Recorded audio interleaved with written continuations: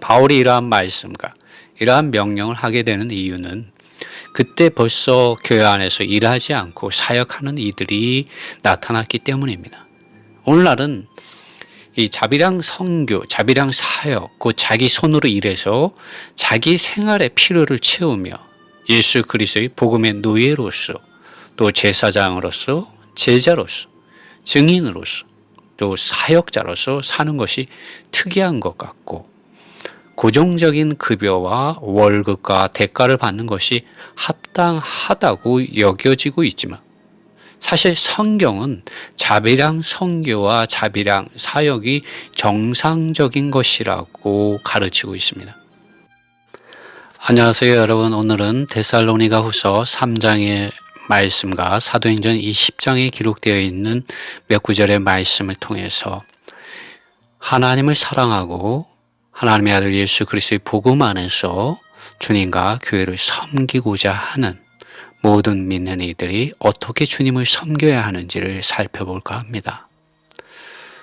주님을 사랑하게 되면 자신의 이러한 시간과 자신의 물질과 자신의 소유한 모든 것을 주님과 교회에게 드려서 주님을 사랑하고 섬기고자 하는 마음의 갈망이 일어나게 됩니다. 이때 우리는 어떻게 해야 할까요? 직장을 가지고 있다면 그 직장을 버리고서 주님을 섬기는 사람이 되어야 할까요? 아니면 그 직장을 가지고서 일을 하면서 주님을 섬겨야 할까요? 오늘 데살로니가 후서 3장에 기록된 말씀을 몇 구절의 말씀을 읽고 그리고 사도행전 20장에 기록된 몇 구절의 말씀을 읽은 후에 오늘 말씀을 함께 나누어 보겠습니다. 먼저 데살로니가 후서 3장 6절의 말씀입니다. 형제들아 우리가 너희에게 우리 주 예수 그리스도의 이름 안에서 명령하는 것은 우리로부터 받은 가르침을 따르지 않고 무질서하게 행하는 모든 형제들로부터 너희가 물러나라.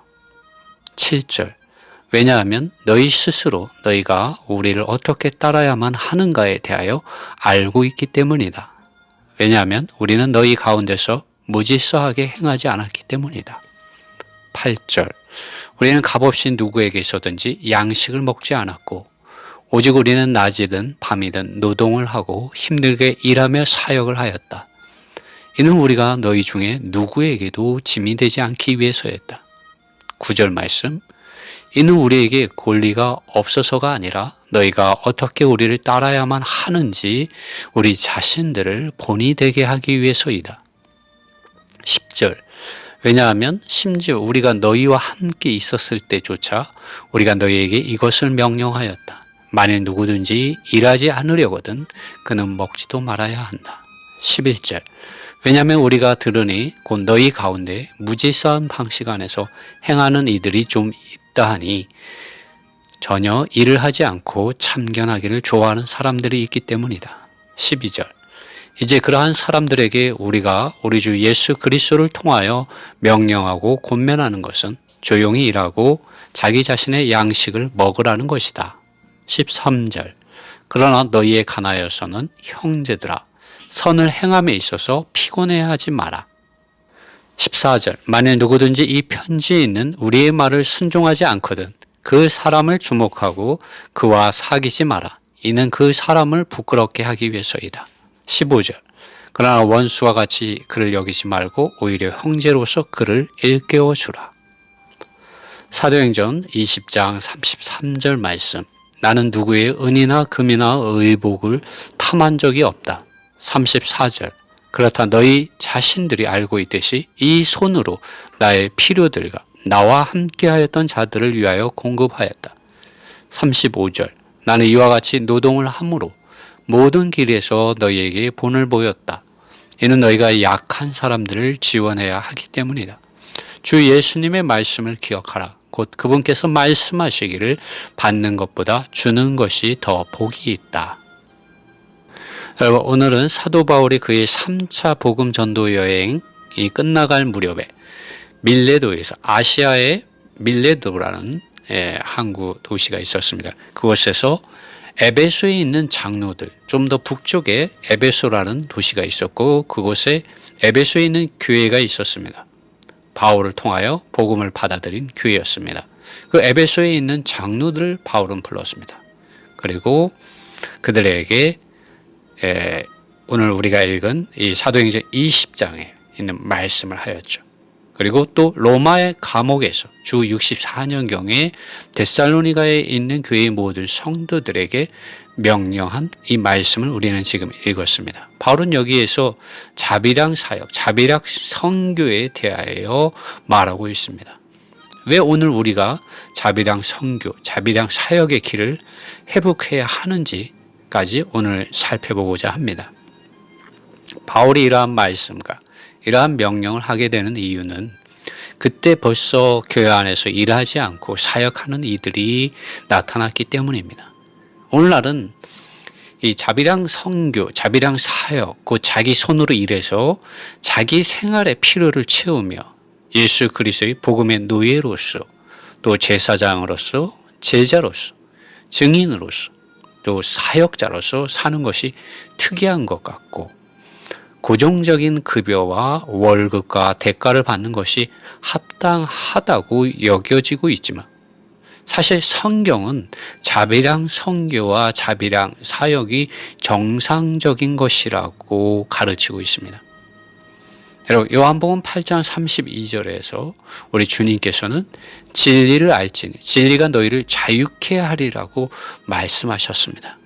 만일 오늘 우리가 참으로 진리를 추구하는 참된 예수 그리스도의 복음의 증인들이요 제자들이요 사역자들이라면 이 진리의 말씀이 기록된 성경 말씀을 우리는 진리로 인정해야 하고 그 진리의 말씀을 우리는 구하고 찾고 두드리며 회복해야 합니다. 우리는 누구든지 복음을 위한다고 하면서 물질적인 면에 있어서 특히 교회 안에서 돈의 문제에 있어서 성도들에게 짐이 되어서는 안 됩니다. 곧 내가 감당해야 하는 짐을 성도들에게, 형제 자매들에게 지게 해서는 안 된다는 것이죠. 사도 바울은 일하지 않고 남의 일에 참견만 하는 사역자들이 있었기 때문에 그들을 향하여 사도행전 20장과 데살로니가 후서 3장에서 자비랑 사역과 자비랑 선교에 관한 말씀을 주고 있습니다. 성경에서 제시하는 하나님의 아들 예수 그리스도의 복음 안에서 사는 참된 복음의 제사장들, 노예들, 사역자들, 또 증인들, 제자들인 사람들은 사도 바울의 이러한 명령과 말씀과 사도 바울의 삶의 이러한 사역의 본을 본받을 필요가 있습니다.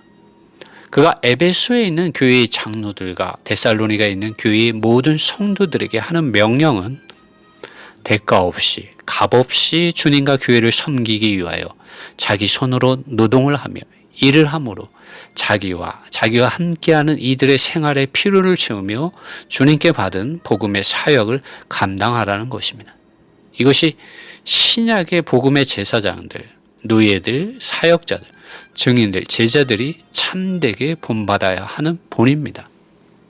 사도 바울은 교회 안에서 일하지 않고 하나님의 아들 예수 그리스도의 복음의 사역의 일을 하는 이들에게 먹지 말라고 말하고 있습니다. 참으로 바울은 하나님의 아들 예수 그리스도의 복음 사역에 있어서 이 부분에 있어서 엄격하였습니다.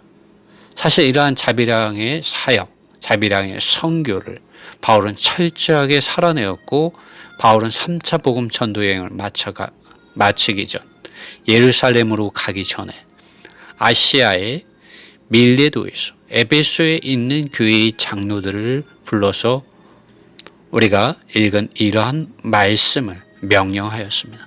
또 바울은 데살로니가에 있는 교회 성도들에게 로마에 있는 감옥에서 주 64년경에 같은 명령을 하고 있습니다. 오늘날로 말하자면 자비랑 선교와 자비랑 사역을 하라는 것이었습니다. 바울은 자신이 자기의 손으로 노동일을 하며 힘들게 일함으로 천막짓는 일을 통하여 자신과 함께하는 사역하는 사역자들의 생활의 필요와 경비를 충당하였듯이 주님과 교회를 섬기고자 자신을 주님과 교회에게 드리는 사람들은 누구든지 교회에게 짐이 되지 말고 자비랑 사역의 일을 하라고 바울은 명령하고 있는 것입니다. 여러분은 어떻습니까? 여러분 그렇게 하고 있습니까? 왜 굳이 우리가 사도 바울의 복음에 이러한 사역의 삶을 본받아야만 할까요?